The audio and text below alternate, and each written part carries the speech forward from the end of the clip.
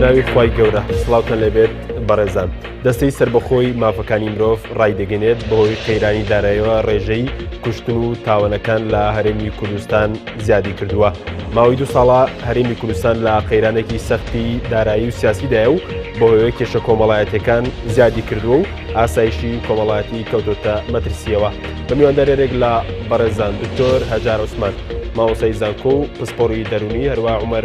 گوڵپی بەڕێوەبەری چاودێری و گەشەپێدانی کۆمەڵایەتی سلێمانی تاوتویان پرسە دەکەین. لە سەرەتادا راپۆرتێک دەبین دواتر لەگەڵ میوانەکانمان درێژە بەم پرسە دەدەین.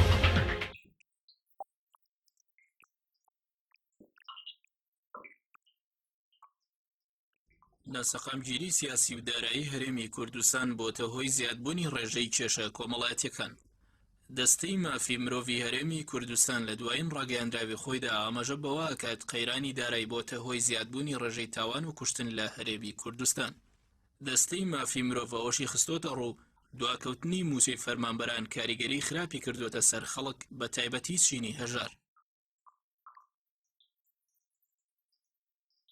قەیرانی دارایی لە هەرێمی کوردستان وای کردووە ڕێژەی کێشە کۆمەڵایەتیەکانی وەک خۆکوشتن و توندوتیژی ڕوود لە زیادبوون بکەن. ئەمەش کاریگەری مەترسیداری لەسەر ئایندەی کۆمەڵگەی کوردی هەیە. بەپێی ئاماری دەستگا لایەنە پەیوەندیدارەکان ڕۆژ لە دوای ڕۆژ ئامادەکاریەکانی توندوتیژی و کێشە کۆمەڵایەتیەکان ڕۆیان لە زیادبوونە. لەلایەکی ترەوە قەیرانی دارایی ئاسایشی کۆمەڵاتی خێزانەکانی خستۆتە مەترسیەوە و بەو هۆیەوە بەدەیان خێزان تووشی هەڵۆشانەوە بوون. جگە لە قەیرانی دارایی هۆکارێکی تری زیادبوونی کێشە کۆمەڵاتیەکان خۆی لەسەر وەرنەبوونی یاسا و سزادانی ئەو کەسانەوەیە کە لە پشت زیادبوونی کێشە کۆمەڵاتیەکانن. بەردەوامی قەیرانی دارایی و بارگرژیە سیاسیەکان و چارەسەر نەکردنیان کاریگەری نەرێنی لەسەر لایەنی کۆمەڵاتی تاک دروستەکات و بەرپرسیاری یەکەمی مانەوەی دۆخەکەش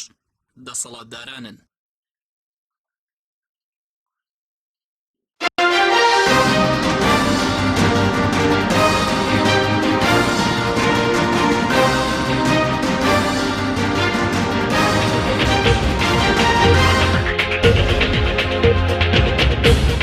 دوبارە سڵاوتان لەبێت بەڕێزان سوپاس بۆ میوانەکانمان بەخێربێن. کاوی تۆرەگە سەرەتا لە بەڕێستانەوە دەست پێ بکەین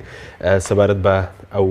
قەیرانە دارایی و سیاسی کە ئێستا لە کوردستانە هەیە چ کاریگەریەکی لەسەر لانی کۆمەڵایەتی خەڵکی کوردستان دروست کردووە؟ بەڵێ سپاسدانەکەم.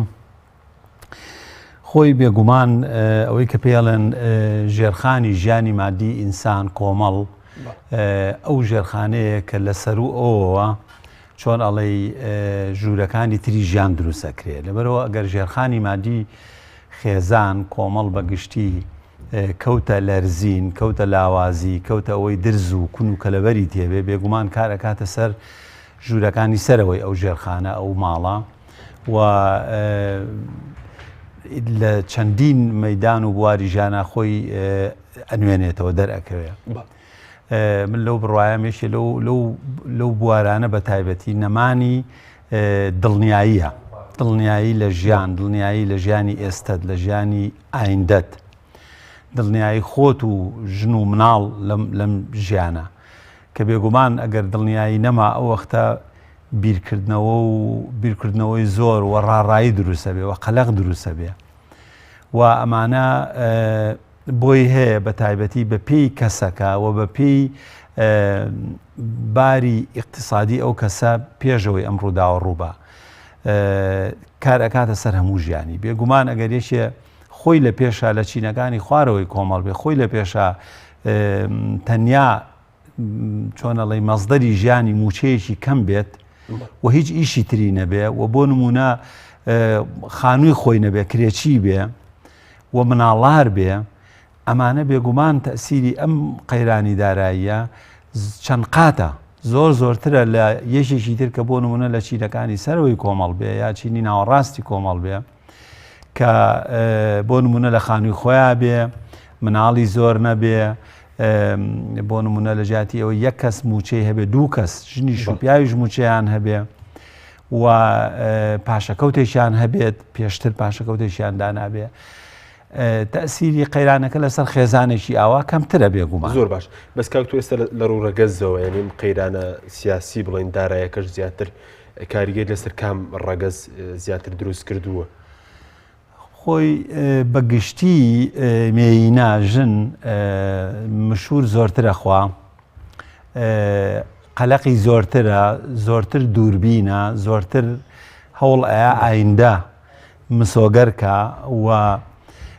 لەبەرەوەی ژن زۆرتر لە ماڵەوەیە زۆرتر ئاگای لە کەم و کورتەکانی ماڵ و مناڵە من پێم وایە ژن زۆرتر کاری تێکراوە بەم قەیرانی داراییە بێگومان پیاویش کاری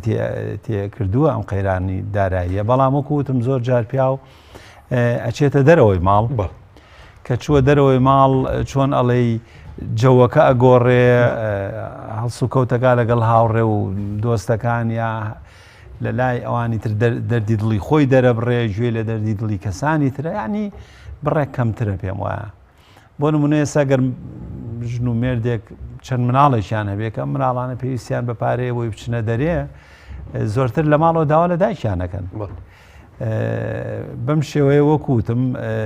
کار لە هەردووکیانەکە بەڵام لە ژن بڕێک زۆرتر پێم سپاس دەکەین مامۆستا عومەر جەنابشت بەخێر بیت سەبارەت بە قەیرانی دارایی چ کاریگەریی کۆمەڵایەتی لەسەر تاگ و هاوڵاتیان بەگشتی دروست کردووە. بەناوی خۆی بەخشندەی مێرەبان سڵاو لە بەڕێزت هەروەها لە کاک دکتۆریش سڵاو لە بینەرانی بەڕێزی کەناڵی ئاسمانی پەیامیش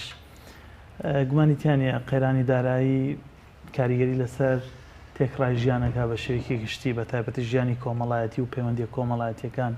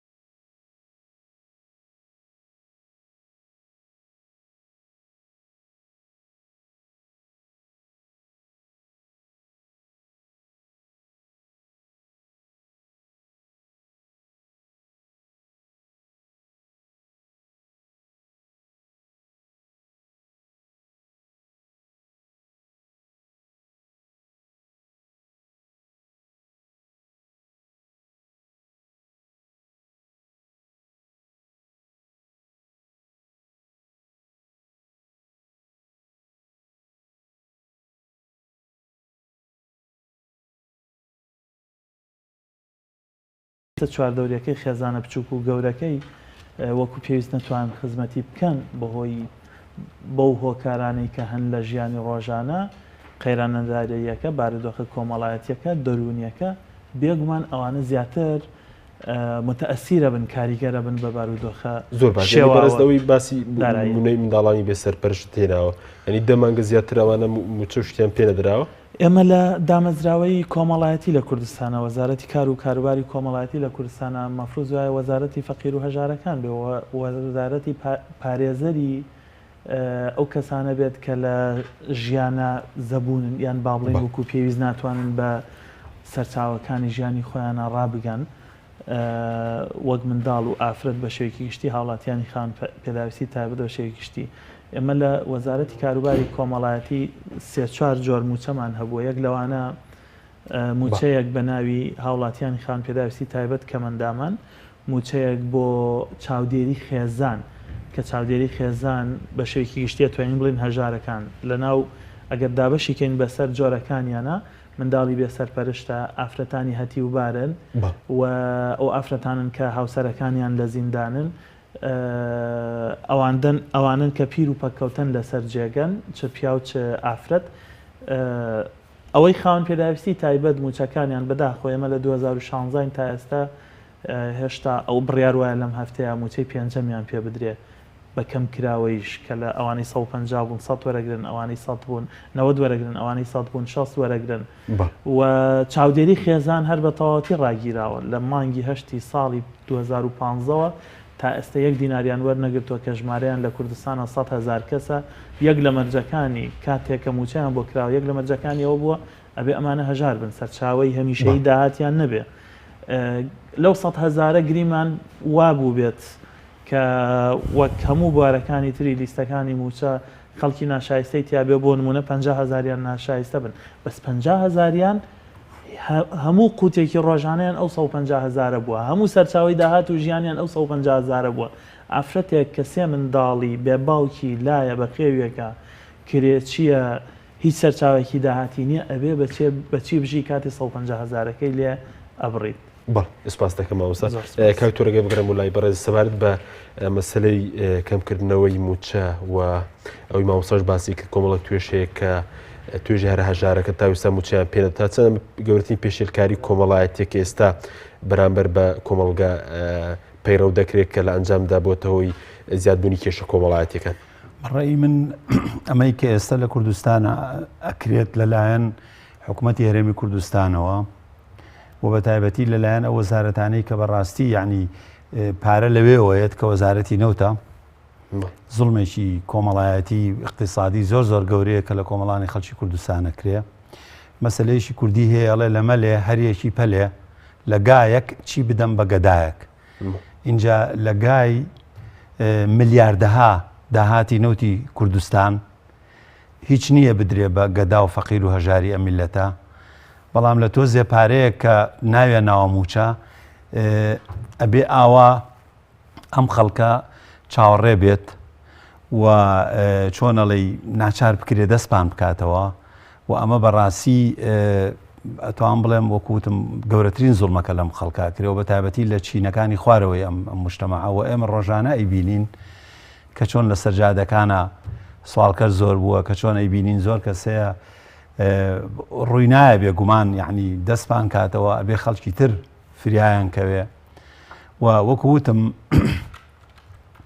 بەڕاستی من زۆر بەلامەوە سەیرە تۆ بتوانی باری ئابووری کەوتوو شکست خواردووی کوردستان تۆ بتەوێ بە پیاچوونەوە بە موچەی کەم ئەندامانە ئەم تاقم و دەستانەی کە کاک عومەر باسی کرد بێوە ژن و پیر و پەکەوتە و منداڵی بێ سەرپەرشت و کەم ئەندام ئەوانە تۆ بتەوێ یعنی ئەمە چەندین جاری شە پیاچوونەوە ئەکرێ بۆ ئەمانە تۆ واتە سەورکەی بەمە ئەتوانی باری کەوتووی اقتصادی شکست خواردووی سیاسەتی حکوومەتی هەرۆم ڕاستکەیتەوە. بێگومان دوور نییە بۆ نمونە لە چوزانم لە 100 کەم ئەندام کە ئێستا هەیە یەک ئەندام یا کەم ئەندام یا دوو کەم ئەندام بە ناڕەوا کرابن بە کەم ئەندام. بەڵام ئەوە چی ئەگۆڕێ لە باری اقتصادی کوردستان؟ هیچ ناگۆڕێ. من خۆم لە لوژنەی پیاچوونەوەی کەم ئەندامانی دەرونیا بووم یعنی ڕۆژی وا هەبوو بڕوا بکە بە هەموویەوە ئێستا کە من ئەوە کە پیا ئەچمەوە ئەو لوژنەی ئێمە کە من سەرۆکی یەکێ لەو لوژنانە بووم ئەتوان بڵێم نزیکی ممکنە 1000 دانەیەکمان بینێ.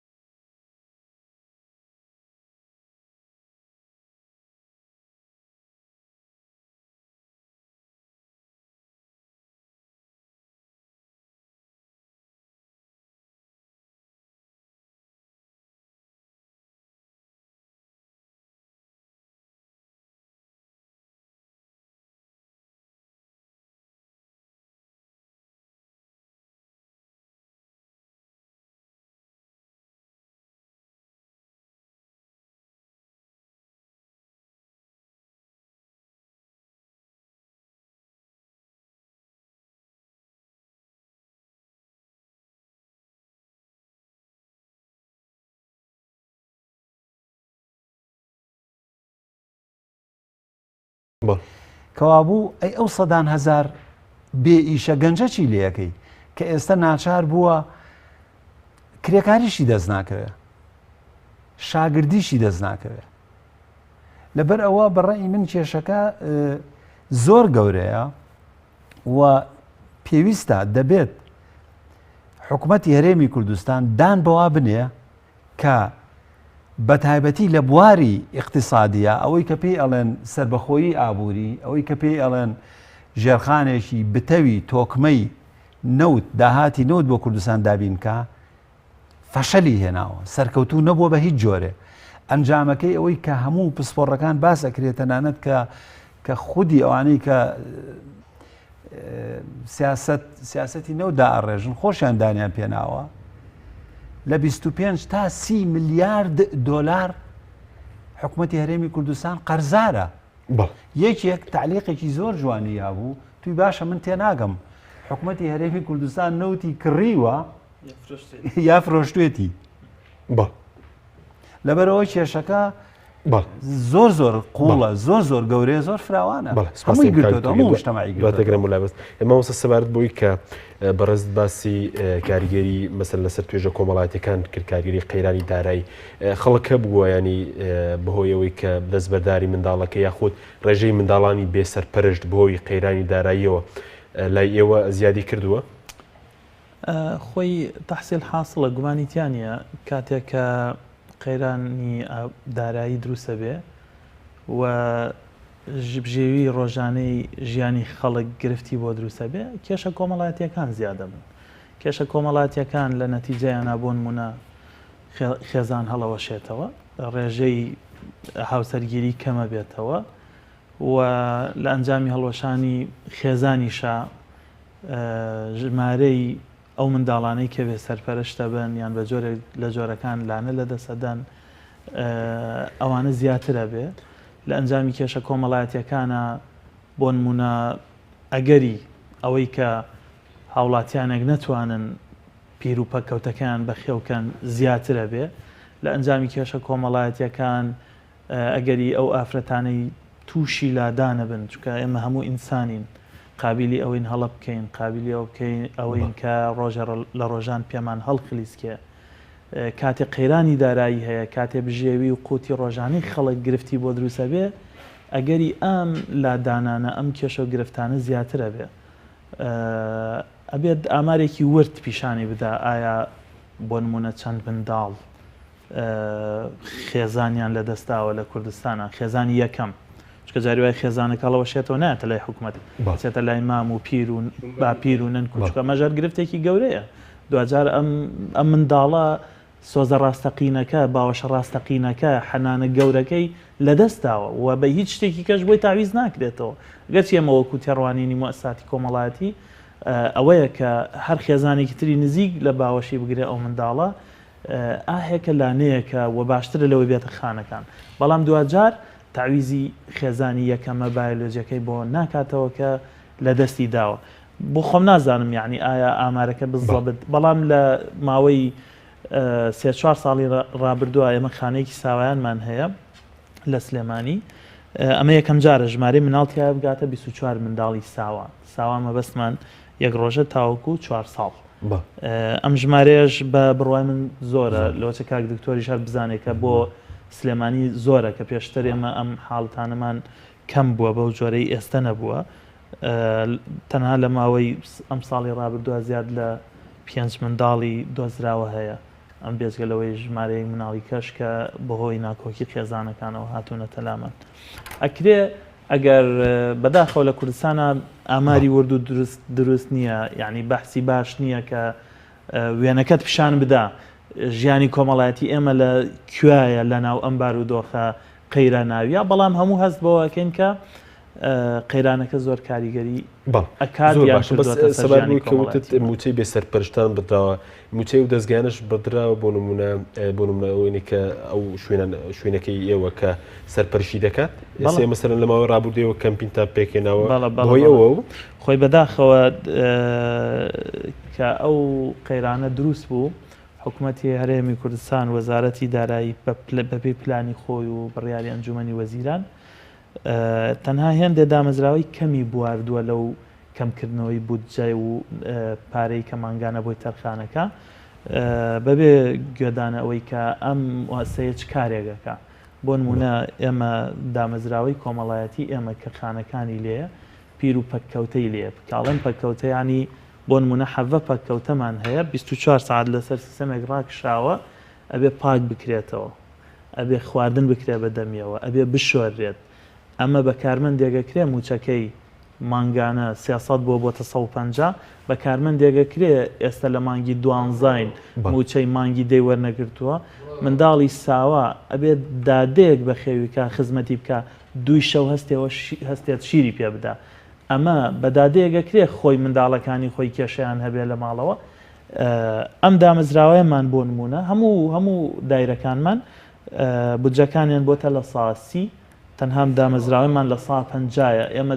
لە 30 میلیۆن هاتوۆتە سەر 10 میلیۆن ئێمە چەند جارێک داوامان کردو وەک خۆی لێ بکرێتەوە چکام ئیشە ئینسانیە لە هیچ شوێنێکی تر تعویز ناکرێتەوە منداڵی ساوا لە کوێی تر بەخێوەکرێ پیر و پەککەوتەکە بێ خانە و لانە بێ ناکرێت لە سەرجادەکان بێ ئەمە بۆ وڵاتەکەمان دەست نادا بۆ مافی مرۆڤ دەست نادا لە ڕووی وجدانیەوە هەمومان ئازارە چێژین ناچارین ئەبێ ئیلا لەوێ بەخێو بکرێن بۆی ئەو کارە پیرۆزە گەورە بکرێ ئەبێ بودجەیەکی باش لە بەردەسا بێلانی کەم وەک پێشتر چکە پێشتر بە هاوکاری خێرخوازانیش اینجا تەواو کار بوو ئێستا کە با بڵێن بودجەکە خۆی لە 20 میلیۆنی کەم کردووە 30 میلیۆن بۆ هاتوۆتە سەر 10 میلیۆن ئەو دایرەیەمان ئەو کارەیەەکە قەیرانەکەمان کێشەکەمان زیاتران مە بێجگەلەوەی کە ئەو کارمەندانی کارەکانەکان موچەکانیان بە تەواوەتی گرفتی بۆ دروستوە تۆ ناچاری لە بریەوەی 5 ڕۆژ داوام پێ بکەیت 2 ڕۆژ ئەوە لەسەر کوالیەتی خزمەتکردنی منداڵ و بە ساڵاتچۆکانەکەوێ بۆیە ئێمە ئەو کەمپینەمان ڕاگەیان بۆ ئەوەی سندوقێک کە بە ڕێنمایی کارەکە بە لیژنە پارەوەرەگرێ و پارە خەرجەکە ئەو سندوقە بەهێزکەین هێندێک لە ئاستی ژیان بۆ منداڵەکان بە ساڵاتچۆکان پەککەوتوەکان لە خانەکانە بگەڕینەوە بۆ بارودۆخێک کە شایستە بێ بە مرۆڤ و بە گەورەی مرۆڤ و بە کەرامەتی مرۆڤ زۆر باش بەڵام ئەم کەمپین لە ئەنجامی ئەوەیە کە حکوومەت وەکو پێویست هاوکاری و دامەزراوە کۆمەڵاتیان ناکات خۆی دامەزراوی کۆمەڵایەتی کە حەکیم چەند با بڵێن ئەگەرچی حکوومەت باوکی هەموو خەڵکە و مەفروض وایە کەسی یەکەم بەرپرسیاری یەکەم بێ لە ژیانی خەڵک بە تایبەت لە منداڵی بێ سەرپەرشتر ئەو وەلی ئەمرە حکوومەت وەلی ئەمرە بەڵام سەرڕای ئەوەش کۆمەڵگەش بەرپرسیارەتی هەیە لە هێندێ وڵاتی دنیا مؤسساتی کۆمەڵایەتی خێرخواز چاکەکار هاوڵاتیانی دەوڵەمەند بەڕێوەیە بن و پشتگیری ئەەکەن بۆیە ئەکرێت بڵێن بەڵێ ئێستا کەمپینەکەمان بۆ ڕێژەی کە ئێستا ڕاگەیاندووە نەتیجەی کەمبوونەوەی بودجەیەکە کە حکوومەت کەمی کردوێتەوە نەتیجەی ئەوەیە کە کارمەندەکان حکوومەت وەکو پێویست موچەیان ناداتێ بەڵام لە خودی خۆشیە خستنە سەر پشتی دەرگایەکە بۆ ئەو خێرخوازانەی کە ئەیانەوێت لەو ڕۆ خزمەت بکەن. سوپاس دەکەین کاکتۆر ناوبڕێکی کوتمان هەیە دەگەڕێنەوە لای بەڕێستان بەڵێ بینەرانی بەڕێز ناوبڕێکی کورت و دواتر دەگەڕێنەوە وڵاتان لەگەڵمان بمێنەوە. بەرنامەی ئەمڕۆ با سپۆنسەری کۆمپانیای ئەسێ بۆ بازرگانی مۆبایل شیری ئەڵتونسا. ئەسێ یەکەمین مۆبایلی مارکەی کوردی کۆمپانیای ئەسێ بە لە بەرچاوگرتنی قەیرانی دارایی مۆبایلە تایبەتەکانی دەکاتە قستی مانگانە Q4 14,000 دینار Q5 17,000 دینار پەلە بکە بە بەخاوەنی یەکێک لە مۆبایلەکانی ئەسێ کە 2 مۆدێل و 4 ڕنگ لە خۆ دەگرێت بە قستی زۆر گونجاو. ئەسێ پێشەنگی تەکنەلۆژیای نوێ.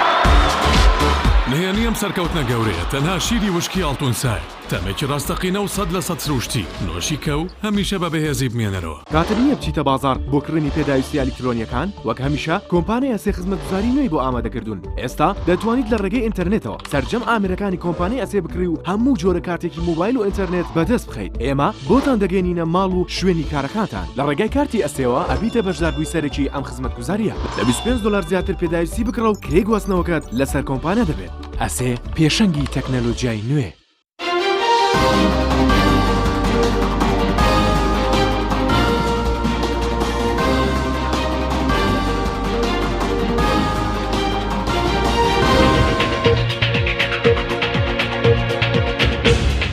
دووبارە سڵاتە لەبێت بەڕێزان کاکتۆرەگە بگەنەوە لای بەڕێستان جگەلەوەی کە بۆی قەیرانی دارایی کێشە کۆمەڵایەتەکان ڕویان لە زیادبوون کردووە تا چەندێک نەخۆشیە دەرونیەکانیش لە نێو تاکانی کۆمەڵگەی کوردی زیادی کردووە. بەڵێ خۆی لە ڕاستە ئێمە نابێ ئەنجامگیریشی ئۆتۆماتیکی بکەین بڵێن لەبەرەوەی کە قەیرانی دارایی و قەیرانی اقتصادی هەیە و موچەکەم بۆتەوە بازار سستا ئیتر کێشە دەرونیەکان ساقاتە بێ بەو شێوەیە نییە. یعنی ئێمە پێویستە تەنانەت لە تاریکترین هەلومەرجەکانی ژیانیشە تروسکایی ببینین ژیان ببینین بڵێن ژیان هەر درێژەی هەیە. بۆیە خۆی لە خۆیان بۆشی هەیە ئەم قەیرانی داراییە لەوانەیە جەنابەدووە بینەر و بیسەرێسە بەلایەوە سیر بێ تۆ توانی یعنی سوودیشی لێ ببینی. بۆ نمونە بۆی هەیە ئەمە جۆرێک بێت لە ئەلەنگاری تەحەدا یعنی هەڕەشەیەکە تۆ معاشر نییە معاشە بڕاوە زۆر کەمە مناڵە وردە لەو پێش ئێزگار مشورخۆر نەبووی زۆر گوێ نەیاوەتە دنیا و توتە معاشەکە هەیە وەریەگرم و تەواو ئێستا لە بەردەم هەڕەشای مناڵ داوای پارە لێگات ژن داوای پارە لێگات خاوەن ماڵ تۆ کرێژی داوای پارە لێگە ئەمە بۆی هەیە کۆمەڵێ توانە شاراوە لە تۆ هەبوو بێ ئێستا ئەم توانایانە چۆنەڵی بگەشێتەوە ئەوسا چۆنەڵی پشکۆ بێ سکڵ بێ خەریک بێ بە خۆڵەمێژ لە زروفێکی وا ئەو توانە شاراوانە ئەگەشێتەوە لەوانەیە وزە خەوتوانە ئەو زە سڕانە زیینوو بێتەوە ئێستا ئەو کەسە هەوڵ بە لە چەند شوێنێکەوە هەوڵ بە ئیش پێیا بکە ئیش بدۆزێتەوە خەڵکێک هەیە ممکنە بیری لەوە بکات و هەیشە زۆر هەیە ئێستا لەبەرەوەی ئێستا وەکو جاران نییە سەفەرکردن ئاساییتر بۆتەوە هەوڵە یاچێ بە وڵاتانی تر ئیشە دۆزێتەوە. وانی ئێسێمە چۆن چەند هەزارە ئیشکەری نیپالی و چۆشی ئەبینین لە کوردستانە وانی ئەوانە لە وڵاتی خوانەوەتن بۆێرە ئێستا وای لێ هاتۆ ئیشکەری ئێمەشە چێ بۆ وڵاتان. بۆ نمونە ئەم قەیرانە داراییە بۆی هەیە وا لە مرۆڤ کاکە بە تەواضعتر بژی ئەوەنە گوێنەیاتە بریق و باق و دیمەنەکانی دەرەوەی ئینسان بەتەواضعتر بژی بەڵام کاریگەری زیاتر نەبووە باقی ناکە بەس باژارە ئەو شتانەی تر بڵین شتەکە ئۆتۆماتیکی نییە بۆی هەیە ئەمە وا لە ئینسانکان لایەنی ڕۆحی بەقوتکە هەر لایەنی مادی و ڕووکەشی شتەکان نەبینێ لاساییکردنەوەی ڕۆژ ئاوا و لاساییکردنەوەی مۆدە و فاشین و ئەو شتانە ینی هەوڵ بە ئینسان لایەن ڕۆحی بەقوتکە جگەلەوە بەڕاستی بۆ خێزانەکان بۆ ژن و مێردەکان بەگشتی بۆ خێزانەکان ئەمە زروفێکە وەکو تاقیکردنەوەی گوایە ئێمە چەند یەکتریمان خۆشەوێت چەند پشگیری یەکتریەکەین لە کاتی تەنگانە چەند خۆڕاگرە بین چەند بەرەنگاری کێشەکانە بینەوە لەبەر ئەوە وەکو وتم ئەم لایەنانەشی هەیە بۆ نمونە تەنانەت ئێمە خۆمان ئەزانین یعنی مەسلەی گەشانەوەی لادیەکان و ئاوادانکردنەوەی لادیەکان یعنی ماوەیەکی زۆر بەهۆی ئەم موچە و ئەم شتانە کە هەبوو ئیهمال کرابوو لادیەکان ئێستا زۆر کەس هەیە کە تۆزە عەرزێکی هەیە لە لادەیەک ئەی ناچارە ئەگەڕێتەوە بۆ لادیەکەی خۆی ئەگەر بۆ دووسێ مانگیش بێ ئیژەکە لە لادیەکە یا بەروبوومی حیوانی ئەم شتانە هەمووی تەسیریشی هەیە یعنی وەجگەلەوە بەڕاستی بۆی هەیە واش لە ئینسانکە کە وەکوتم ئەین تۆزێک بیریش لە ئایندە بکاتەوە هەر ئەوە نەبێ هەر لەم ڕوا بژی بڵێ ئەمڕۆ موچەم هەیە و باشە وەزع مویتر گوێنەیە دەسبێنێت ئەمە ئەو لایەنانی لایەنەکانی تری بێگومان لایەنە سلبیەکانی زۆرترە بێگومان لایەنە سلبیەکانی زۆرترە بەس من ئەو شتانەی کەوتم یعنی بۆ ئەوە بوو وا دەرم خست کە ئێمە کۆڵ نەین نەچینە کونجی ماڵەکانمانەوە و ئیتر بڵێن تەواو ژیانمان ڕۆشت ئەمە توانین سوود وەرگین بەو زروفەشەوە خۆ بەدەستەوە نین خۆ بەدەست ئەو زروفە ناخۆشەوە نین و کۆڵ نین و خەباتکەین کە ژیانمان هەرچۆنێ بووە باشترکەین یانەیەڵین لەوە خراپتر بێ اینجا بەنسبەت کارلێکە دەرونیەکان و بێگومان زۆرە لە ئاسانترین شتیا مەسلەی شادی خۆشی ژیان کەمە بێتەوە مەسلەی ترس لە ژیانمان ئێستەوە ترس لە ئایندەی ژیانمان ترس لە ئایندەی مناڵەکانمان و بیرکردنەوەی زۆر ڕاڕایی زۆر کە نەزانی چی ڕوئەیە یعنی ئێستا بۆ نمونە سادەترین شتەوەی کە پەیوەندی بە دەوامی زانکۆکانی کوردستان و دەوامی مەکتەبەکانەوە هەیە بەڕاستی ئەمە یعنی کێشەیەکی زۆر گەورەیە ئەو مەسلەی بایکۆت و خۆپشاندان و ئەوانە ئەنی تۆ سەیرەکەی ئێستا بڕۆ لە هەر لە وەزیری تەربیەوە هەتا خوێندکارێک کەس نازانێت سبێنە چی لێ ئەم خوێندنە چی لێ ئەفەوتێ نافەوتێ عینی شت خوێندنی زانکۆکان لە زانکۆکانی کوردستان ینی ئەوەی کە ئێستا ئەو خوێندە ئەو چارەکە خوێندنی کە لە زانکۆکانی دۆک و هەولێرا هەیە ئەسڵان هەر خەوش عیبە ناوی بنێ خوێندن ئەوە تەنیا بۆ شکڵە تەنیا بۆ ئەوی بڵێ ئێمە لە ناوچانەی خۆمانەوەی کە پێڵن دەڤەری پارتی ئێمە ئەتوانین حکم بکەین و ئێمە کۆنتترۆلی وەزعەکەمان کردو ئەوە هین نییە ئەوە خوێندن نییە لەوێیکەن و ئەمەش کە لێرە ئێستا دەسەڵات لە دەڤەری خۆمان لە پارێزگای سلێمانی و هەڵەبجە و قەزای تەختەق قەزای کۆیە و ناحی تەختەق هەوڵەیە عینی شت یعنی لاساییکردنەوەیەکی پارتیە یعنی کە هەرچی چۆنێ بێ بە نیوە ناچڵ و یەک لە چواریەکە خوێندن و کەم دەوامکردن هەرشۆنێ بۆ بڵێ ئێمەش دەوامی خۆمانەکەین و ساڵەکە نەڕۆشت و ئەو سا شتێک هەبوو لە پێم وایە لە زمانی مەلیکیە پیانەوت لافاو مەسەلا مەلیک یا ڕێیس جمهور هینێکی دەرەکەوێت ئەم ساڵ خوێندکارەکان هیچیان نابێ بمێننەوە هەمووی دەرەچێ ئێوە چ خوێندنیەکە لەبەرەوە وەکوتم ئەمە کاری کردووە سەر هەموو خەڵک یعنی بە تایبەتی ئینسانی ئەو ئینسانی کە لە توێژەکانی خوارەوەی کۆمەڵان بەڵام لە ڕاستیە ئێستا وای لێ هاتووە تەنانەت ئەوەی کە پێڵن قۆنتەراچی و خاوەنکارەکانیش ئەوانش کاریان تێکراوە بۆچی چونکە حکوومەت قەرزاری ئەوانیشە بەلایکەمەوە حکوومەت ئێستا ملیاردێ دۆلار قەرزاری ئەوەی کە پێڵن قۆنتەراچی و خاوەنکار و سەرمایەدارەکانە کاری کردوتە سەر بازار بینیمان یعنی هەندێک کەس هەیە یەکێ لە تەسیرەکانی ئەوەیە کۆچی گەنجان کۆچی خەڵک کە بینیمان یعنی ساڵی پار چەند کەس لە ڕووباری ئیجە و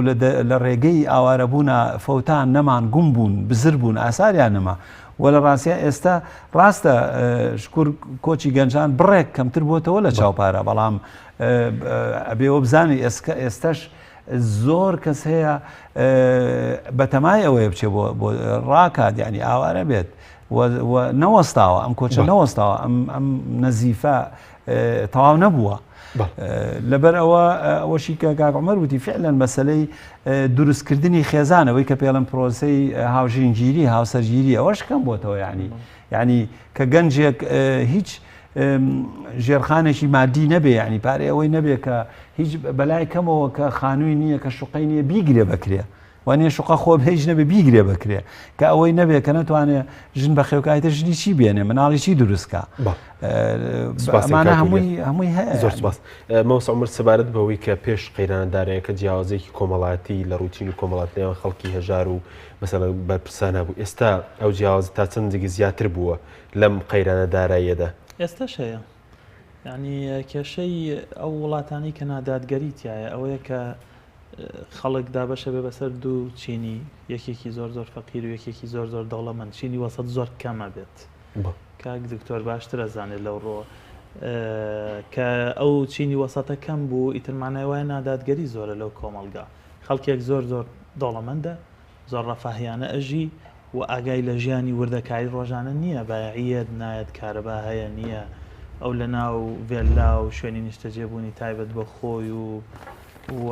خواردنی تایبەت و شوێنی کڕینی تایبەت و سەفرە و سیاحەتی تایبەت و هەموو ئەو شتانەی هەیە و خەڵکێکیش با بڵێن زۆر هەژار هەرفریای پێداویستە سەرەکیەکانی ڕۆژانەی ناکەوێت بۆیە خراپەکەی لەوایە کە پێشتریش و ئێستاش ئەوەیە کە ئەو فجووە ئەو بۆشایە گەورەی لە نێوان ئەو دوو طبقەیە هەیە سەریسەرەوە خواری خوارەوە بۆشایەکە فراوانتر بووە ئێستا لەم بارودۆخە قەیرە ناویە و ئەگەر توێژی وەسەد ئەو خەڵکەی لە وەسەتایە ژیانی مام ناوەندە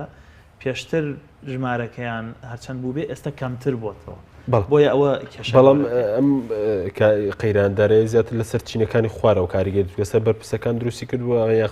ئەوەکو پێشتر گیانی کۆمەڵاتی خۆیان بەڕەوە دەبن نەخێر بەس خۆ ئەگەر بەرپرسێک بەرپرسی بێ بەڕاستیە بێ ئاسوودە نەژی کاتێ میلەتەکەی بەرسیە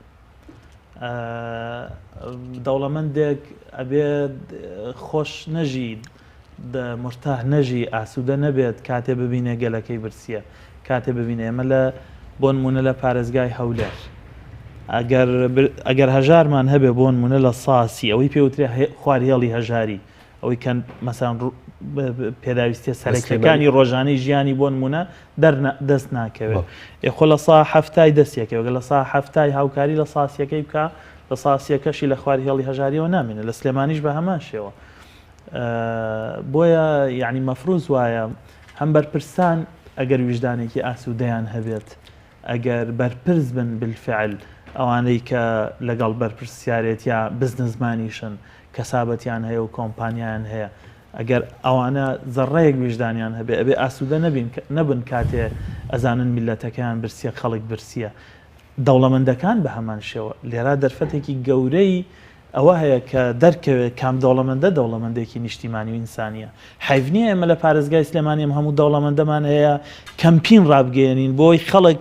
بچێ بە پارەی گیرفانی خۆی قوتوویە شیر بۆ مناڵی ساوا بکڕێ ئەمە عیبە نییە شەرمەزاری نییە بۆ هەرچی دەوڵەمەندە لەم شارە چوار مناڵی ساوا نەتوانێت بەخێوکە بە ساڵات و نەتوانێت بەخێوکە ئەمە گەورەترین ئیهانەیە بە کەرامەتی ئینسان ئەو دەوڵەمەندانە چۆن ئیسراحەتەکان چۆن خەوەجێتە چاویان لە ڕاستیا بێ ئەم بەرپرسانە ئەو دەوڵەمەندانە نەتوانن بخەون لە ئازاری هەژارەکانی وڵاتەکەیانە ئەگەر ئەوانە بەرپرس بن ئەگەر ئەوانە دەوڵەمەندێک بن ویژدانیان زیندوو بێت من ئەماڵێم ئاگام لە ژیانی خەڵکێکە کە منداڵێکی ساوایە 5 ڕۆژ لەدایک بووە هیچ تاوانێکی نییە کاک دکتۆر باشە زانێ ئەو ڕۆژە لەدایک بووە فرێدراوە لەو سەرجادە دۆزراوەتەوە ئێستا هاتووەت لە خانەیەکی ساوایان هیچ دەرگایەکی حکومەت نەماوە من لێ نەدەم بڵێم کاکە موچەی ئەم کارمەندانە بدەن موچەی ئەم خەڵکە بدەن منداڵی ساوە بەخێوەکە موچەی ئەم خەڵکە بدەن پیر و پەککەوتە بەخێوەکە پەککەوتە کە ئەگەر خێزانێکی گەورەش لە ماڵێکە بەدەستیەوە هەراسانە بێ ماندوو ئەبێ بێزارە بێ کوڕ و کچ ئەی ئێستا کارمەند چۆن ئەتوانێت بەنیوە موچە و چارەکە موچە ژیانێکی بۆ دابینکەی شایستە بێ بە کەرامەتی مرۆڤ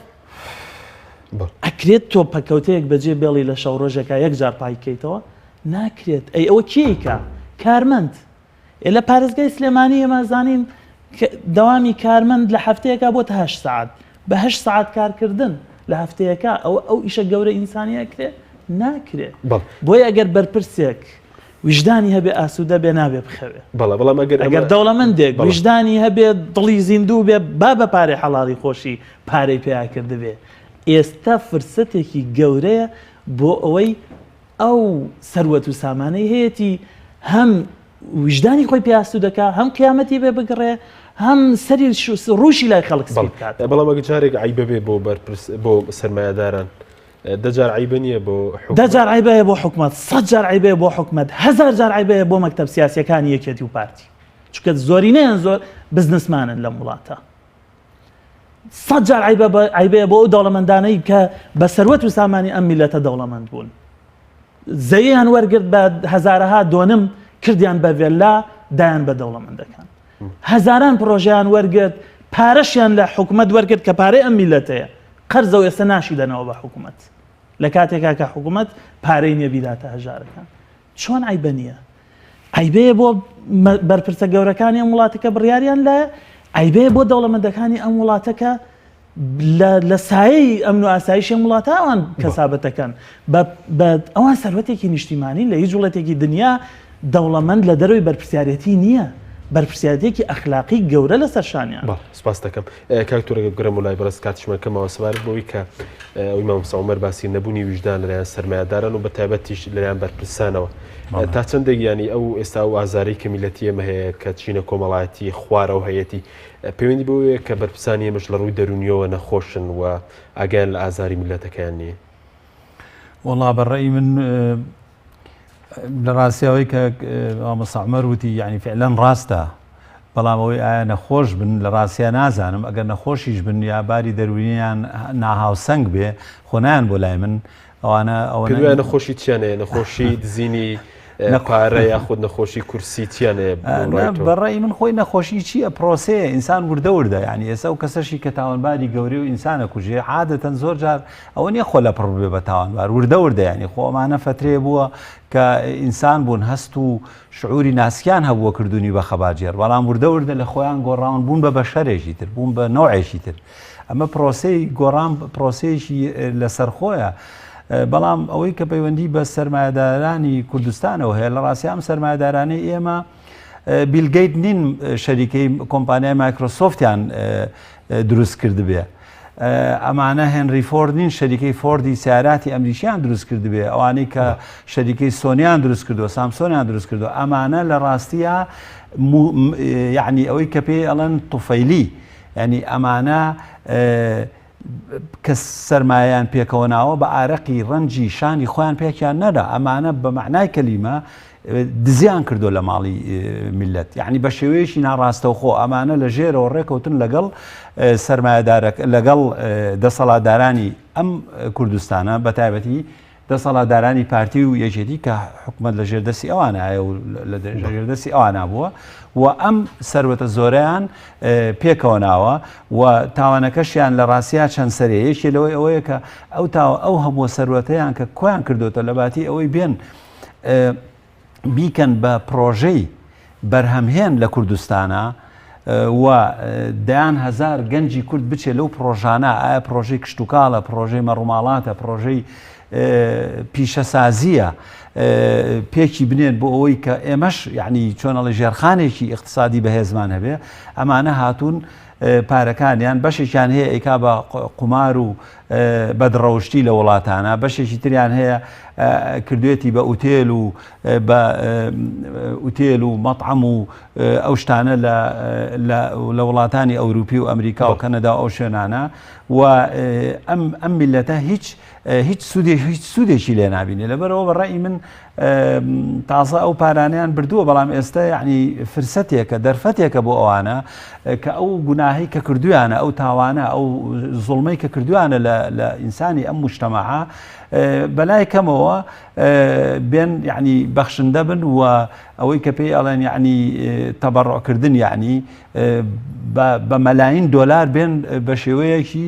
پێویستی ناکە ینی خۆشیانی ئەلانکەن بیان بۆ دەستگا خێرخوازیانەی کە هەیە لە کوردستانە و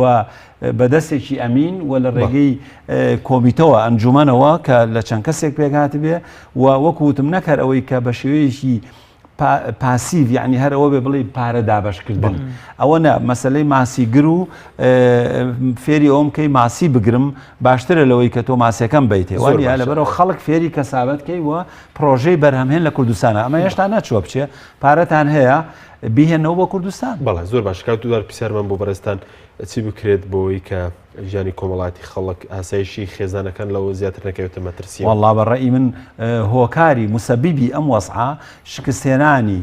سیاسەتی اقتصادی و بەتایبەتی سیاسەتی نەوتی حکوومەتی هەرێمی کوردستانە و پێویستە ئەم حکوومەتە هەڵبۆشێتەوە و لە ڕاستیە داوای لێبوردن لەگەلی کوردستان بکە و بە زووترین کات حکوومەتێکی ڕزگاری نیشتیمانی دروست بکرێ و ئەم حکوومەتە بێگومان واچاکە لە هەموو حیزبە گەورەکان کە دەنگێکی زۆریان هێناوە و بێگومان ئەم حکوومەتە دەبێت پەرلەمان پێش ئەوە کارا بکرێتەوە بۆی چونکە حکوومەت پەرلەمان حکوومەت هەڵبژێرێ و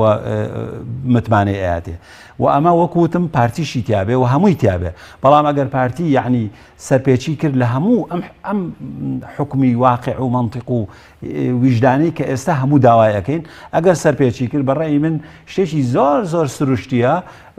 ئێمە هەوڵ بین لە دەڤەری خۆمان لە دەڤەری خۆمان ئێمە جابینەوە بەڵام یەک دقە جابوونەوەکەی ئەڵمانیا شەرقی و غەربی نەبێ بەرلینی شەرقی و غەربی بە دیوارێکی ئاسنین و ئاگرین ئێمە جامان کاتەوە نە ئەتوانین وەکو برا جابینەوە بە چەندین ڕێکەوتن لە هەمان کاتە کە جابینەوە لە دەڤەری پارتی و لە پارتی بە چەندین ڕێکەوتن لەگەڵ حکوومەتەکەی ئەولا ڕێکەوین بە ئەوی سبینێ کە زروفەکە گۆڕا بتوانین یەکگرینەوە ئەو جایە نەهێڵی زۆر سپاس ماوسە دواوتت چارەسەر بۆم دۆخە بۆ ژیانی کۆمەڵایەتی خەڵک زیاترەکەوێتە مەترسیە زۆر سپاس دەکەم والله هیوادارم ئەو بەرپرسانەی بڕیاریان لایەوە خاوەن قەرارن و دەسەڵاتیان هەیە ئاراستەی سەرۆت و سامانی ئەم وڵاتەیەکەن و ئەتوانن ئاشتی بکەن ئەتوانن شەڕ بکەن ئەتوان تێکی بن ئەتوان باشکەن ئەتوان پەرلەمان پەکەن ئەتوانن دەوامی پێ بکەنەوە هەموو ئەم شتانیان لەدەسا هیوادارم ئەوانە یعنی ئیتر ئەمە دوا نقطە بێت و لەمە زیاتر خەڵک ماندوونەکەن ئاسابی خەڵک ماندوونەکەن بە تایبەت ئێمە پێویستمان بە ئاشتەوایەکی سیاسی گەورە هەیە بەڕاستی ئەمە یەک لە سەرچاوە گەورەکانی کێشەکان زۆر سپاس بۆ بەڕێز ساومەر بووپی بەڕێوەبەری چاودێری گەشتبێنانی کۆمەڵایەتی سلێمانی بە دکتۆر هەژار معروف ماوەسەی زانکۆ پسپۆرت دەبین سپاس بۆ بینەرانی بەڕێز سپاس باوەکاران و خواتان لەگەڵ